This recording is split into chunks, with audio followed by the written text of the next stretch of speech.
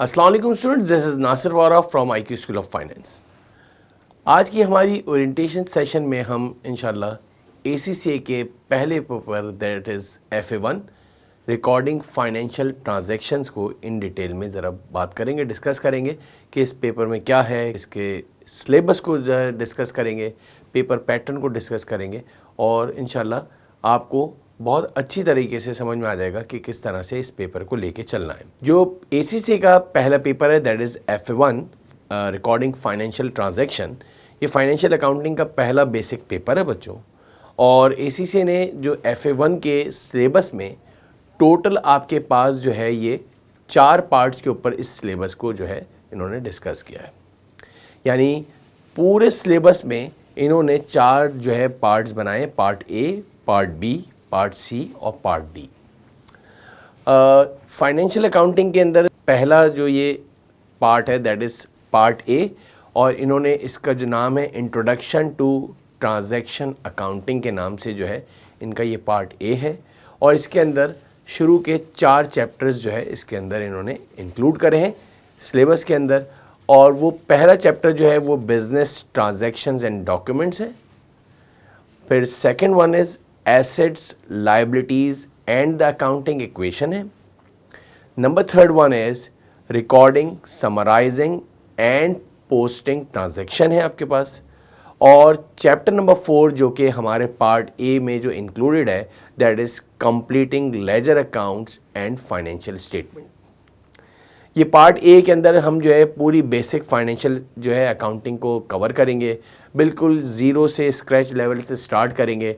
यानी आप यूँ समझ लें कि एक न्यूली स्टूडेंट जो वेरी फर्स्ट टाइम कॉमर्स की जो है फील्ड में आया है और आज तक उसका कोई बैकग्राउंड नहीं था, डिफरेंट जो टर्मिनोलॉजीज़ की जो डेफिनेशन है, बिज़नेस क्या है, बिज़नेस की डेफिनेशन क्या है, टाइप्स की बिज़नेस क्या है, किस तरह से वो बिज़नेस की ट्रांजैक्शंस को हम रिकॉर्ड करेंगे, इनिशियली जो है बुक्स ऑफ अकाउंट्स में किस तरह से रिकॉर्ड करते हैं, ये सारी चीज़ें हम पार्ट A में that is introduction to transaction accounting के अंदर डिस्कस करें। फिर हमारे पास सेकेंड पार्ट जो इन्होंने हमारे सिलेबस में दिया हुआ है ACCA FA1 में that is recording and accounting for cash transaction.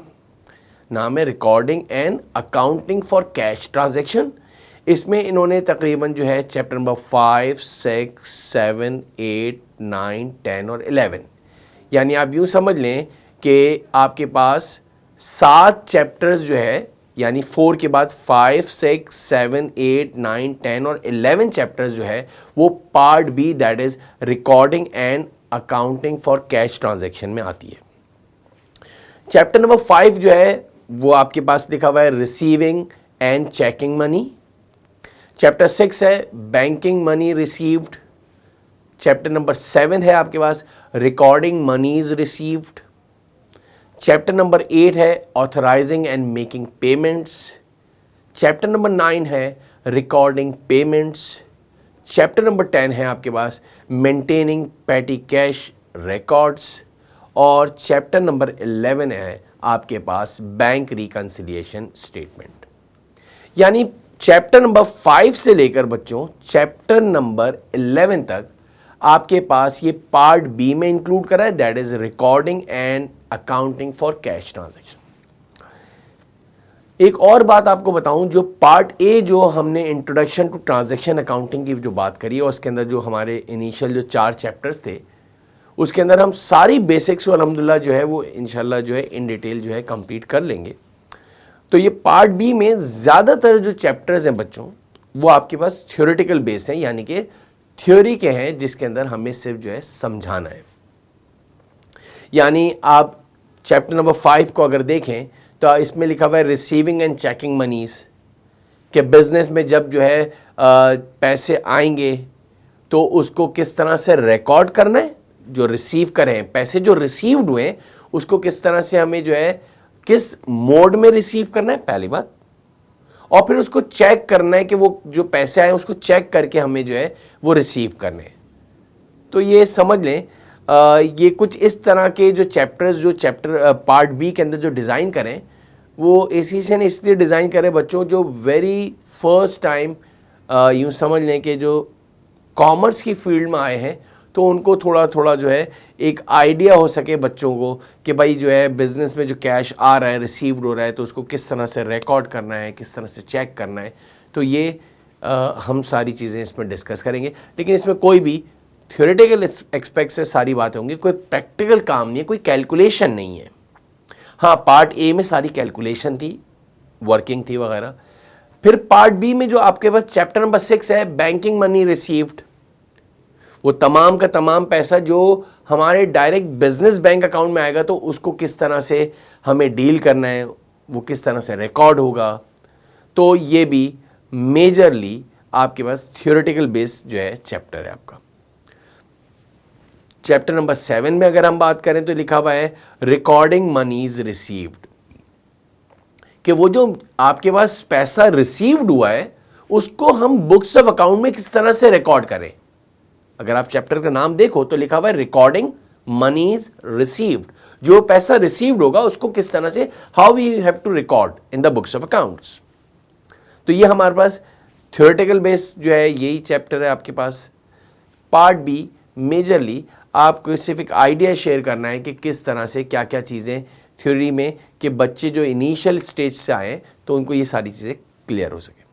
फिर आपके पास चैप्टर नंबर 8 जो है वो लिखा हुआ है ऑथराइजिंग एंड मेकिंग पेमेंट्स।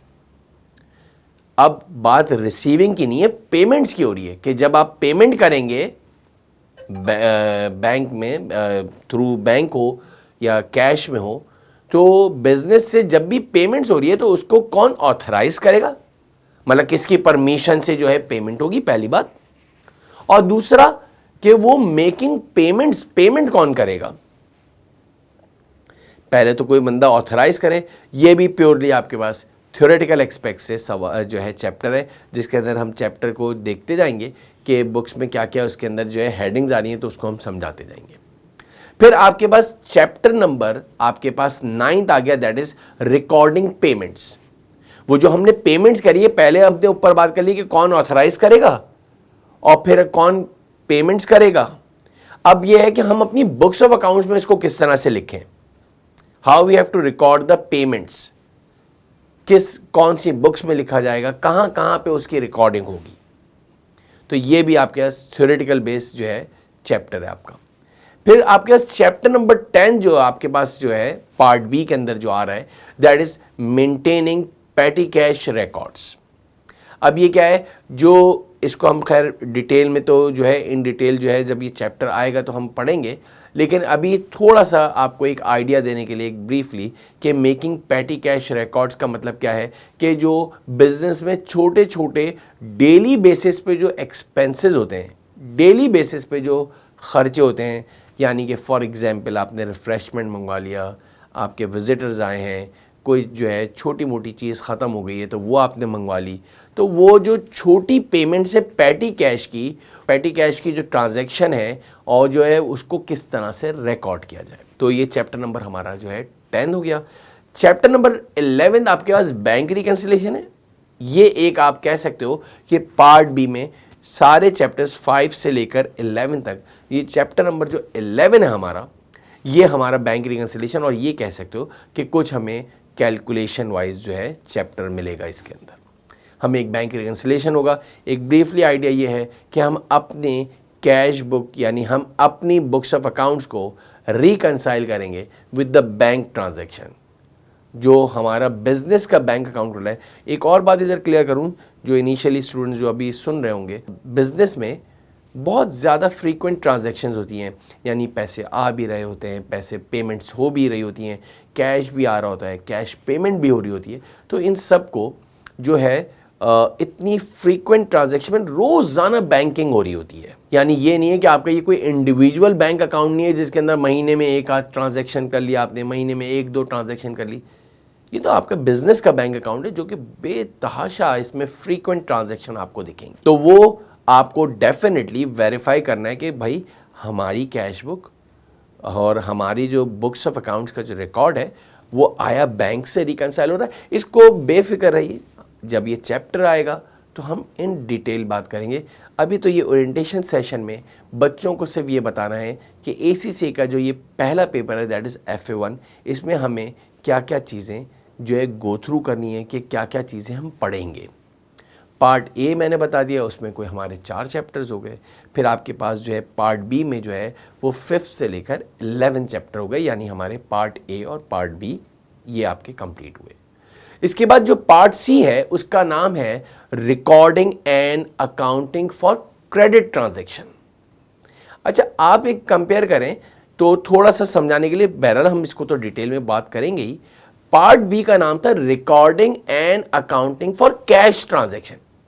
ऊपर की सारी बातें कैश की टर्म में हो रही थी। और पार्ट सी का नाम लिखा है इन्होंने recording and accounting for credit transaction. तो जो नए स्टूडेंट्स अभी मुझे सुन रहे होंगे, जो क्रेडिट ट्रांजैक्शन का मतलब है उधार, क्रेडिट का मतलब है उधार पे जो ट्रांजैक्शन करते हैं।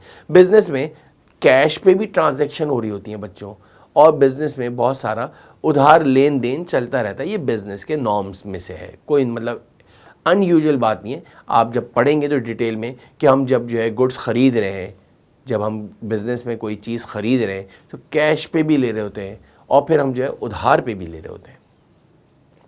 तो इसमें पार्ट सी में जो आपके जो चैप्टर्स इन्वॉल्व हैं बच्चों, वो चैप्टर नंबर 12 से लेकर 12, 13, 14, 15 एंड 16, यानी कोई तकरीबन आपके 5 चैप्टर्स जो है वो पार्ट सी के अंदर इन्वॉल्व है। और इसका नाम इन्होंने लिखा है recording and accounting for credit transaction. इसमें हम मेनली क्रेडिट ट्रांजैक्शंस के ऊपर बात करेंगे।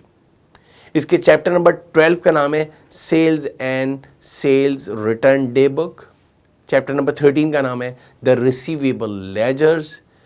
चैप्टर नंबर 14 का नाम है purchase and purchase return day book. Chapter number 15 का नाम है बच्चों द पेबल्स लेजर। और चैप्टर नंबर 16 का नाम है कंट्रोल अकाउंट्स। तो ये हम क्रेडिट की जो ट्रांजैक्शंस है उसमें जो जो चीज़ें इन्वॉल्व होती हैं उसको हम इन डिटेल हम अपने पार्ट सी में इंशाल्लाह कवर कर रहे होंगे। तो ये हमारे जो है part A, part B, part C जो है कंप्लीट हो गए, यानी अराउंड हमारे ये 16 चैप्टर्स इसमें कंप्लीट हो गए, जिसमें आप यूँ कह सकते हो कि पार्ट ए में कुछ कैलकुलेशन दिखेगी, पार्ट बी जो है मेजरली आपका थ्योरेटिकल बेस जो है चैप्टर्स हैं, कुछ आखिर में एक आध चैप्टर में आपके पास कैलकुलेशन आएगी, और फिर पार्ट सी जो है आपके पास recording and accounting for credit transaction, इसमें फिर दोबारा हमारी कुछ कैलकुलेशंस बेस्ड जो है चैप्टर्स हैं। और फिर लास्ट में पार्ट डी जो है, जो ACCA के FA1 के जो सिलेबस में जो इंक्लूड है, दैट इज़ पार्ट डी, उसका नाम है इन्होंने रखा है पेरोल।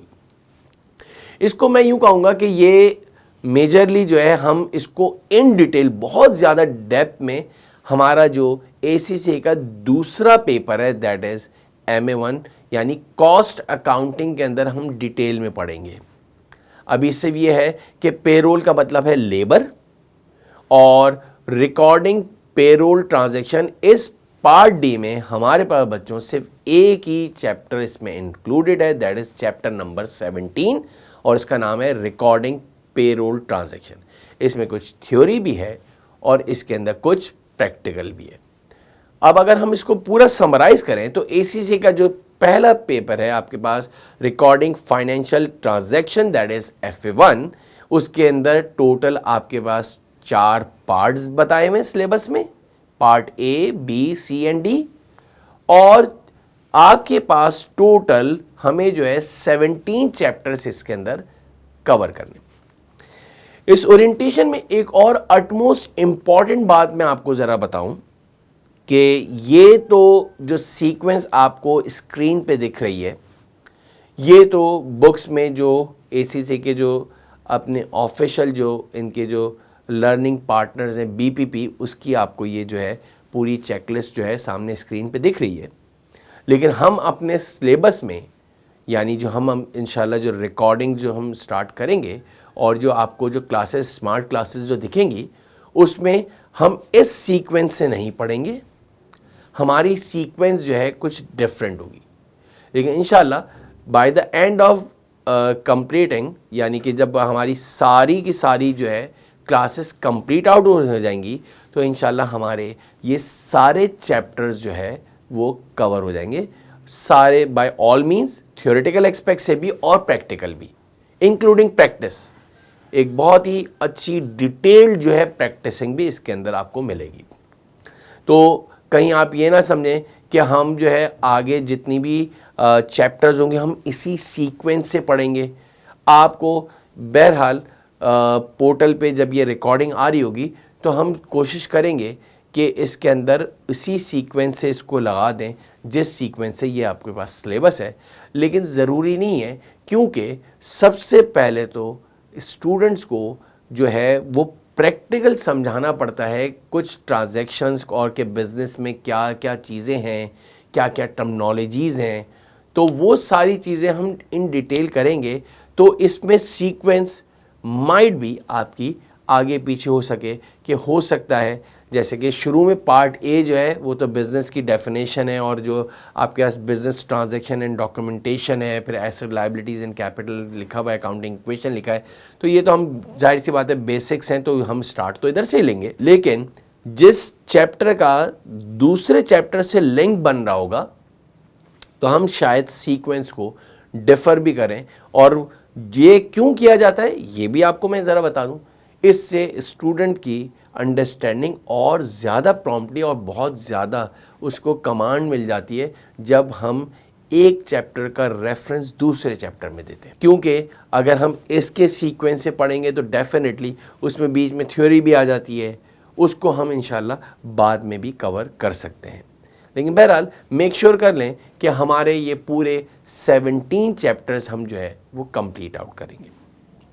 इधर मैं एक और चीज़ आपको, जहाँ पे मैंने आपको ये सारा सिलेबस बता दिया है और इसके अंदर आपको जो है एसीसी का जो पहला आपका फाउंडेशन डिप्लोमा का जो पहला पेपर है that is FA1 recording financial transaction. इधर मैं आपको कुछ एक और चीज़ इसके अंदर जो है इंक्लूड करूँगा कि जब हमारा इंशाल्लाह ये चैप्टर जो है कोर्स कंप्लीट होगा और इंशाल्लाह आप लोग एलिजिबल हो जाओगे पेपर देने के लिए, तो इसके बाद जो आप फाइनेंशियल अकाउंटिंग का जो दूसरा पेपर उठाएंगे दैट इज़ FA2, तो याद रखिएगा वो इसी FA1 का एडवांस पेपर है दैट इज़ FA2। उसके डेफिनेटली चैप्टर्स डिफरेंट होंगे, हम उसके अंदर और डिटेल में बात करेंगे, नई अकाउंटिंग आएगी, नई चीज़ें सीखने को मिलेंगी। लेकिन याद रखिएगा ये इसी से ही कंटिन्यू होके FA2 में जाता है। यानी ये कहना बिल्कुल गलत नहीं होगा कि जिसको FA1 में ग्रिपिंग नहीं होगी और कमांड नहीं होगी तो डेफिनेटली FA2 उसको पढ़ने में और समझने में थोड़ी सी डिफ़िकल्टी होगी। याद रखिएगा ये आपका FA1 बहुत ज़्यादा अच्छा होना इसलिए भी ज़रूरी है कि ACCA के आगे के जितने भी पेपर्स हैं वो एक दूसरे से लिंक करते हैं। अभी मैं स्टार्ट में सिर्फ ये बताना चाह रहा हूँ कि जो FA1 जो हम इंशाल्लाह ये स्मार्ट क्लासेस की जो ओरिएंटेशन ले रहे हैं, इसको जब आप कंप्लीट कर दोगे तो फिर इससे लिंक करता हुआ जो दूसरा पेपर है दैट इज़ FA2, वो भी फाइनेंशियल अकाउंटिंग से ही रिलेटेड है। डेफिनेटली इसमें से बहुत सारी चीज़ें उसमें कैरी फॉरवर्ड हो जाएंगी, यानी कि इस पेपर में भी है और फिर FA2 में भी है। मज़े की बात यह है कि सिर्फ FA2 तक बात नहीं रहती है, इसके बाद इंशाल्लाह जब आप उसको कंप्लीट आउट कर लोगे, उसकी रिकॉर्डिंग लेक्चर सुन लेंगे, इंशाल्लाह उसको भी रिकॉर्ड करेंगे, तो फिर इसके बाद हमारे पास फाइनेंशियल अकाउंटिंग का तीसरा पेपर स्टार्ट होता है दैट इज़ F3। यानी आप यूँ कह लें कि FA1 पहले बच्चा पढ़ेगा, उसको कंप्लीट आउट करेगा, पेपर देगा, फिर वो FA2 में आ जाएगा। FA2 FA1 का ही एडवांस पेपर है, फिर FA2 को पढ़ेगा, इंशाल्लाह पेपर देगा, कंप्लीट आउट करेगा, इसके बाद वो F3 में आ जाएगा। ये फाइनेंशियल अकाउंटिंग का उससे भी ज़्यादा एडवांस लेवल है।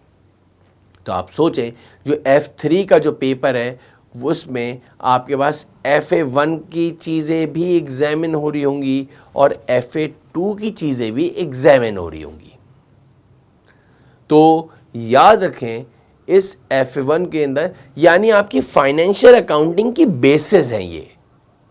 एक तरह से हम जब बिल्डिंग बना रहे होते हैं तो इमारत बनाने के लिए जिस तरह से पिलर्स की ज़रूरत होती है, प्लिंथ लेवल डलता है, सारी चीज़ें जो बेस होता है, फाउंडेशन होती है, वो बड़ी मजबूत होती है, तो फिर आपकी बिल्डिंग जो है वो आपके पास हाई राइज बिल्डिंग बनती है। इसी तरीके से आपके पास फाइनेंशियल अकाउंटिंग का सबसे इनिशियल पेपर ये है, और इसको हम इंशाल्लाह रिकॉर्डिंग लेक्चर्स के अंदर बहुत ही डिटेल में जो है इंशाल्लाह रिकॉर्ड करेंगे। आपको पढ़ के समझ के बहुत मज़ा भी आएगा इंशाल्लाह। तो आप साथ रहिएगा, जुड़िए रहिएगा, इसको अच्छी तरीके से आप सुनेंगे तो आपको समझ में आ जाएगा। इस ओरिएंटेशन में हमने अभी पर्टिकुलरली सिर्फ FA1 के पार्ट्स और उसके चैप्टर्स जो है उसके ऊपर डिस्कस करा है। तो इंशाल्लाह आज के लिए ओरिएंटेशन इधर तक ही रखते हैं। नेक्स्ट वीडियो में हम जो है इंशाल्लाह नेक्स्ट जो है बाकायदा जो है पार्ट A से स्टार्ट करेंगे और हम बात स्टार्ट करेंगे। Thank you.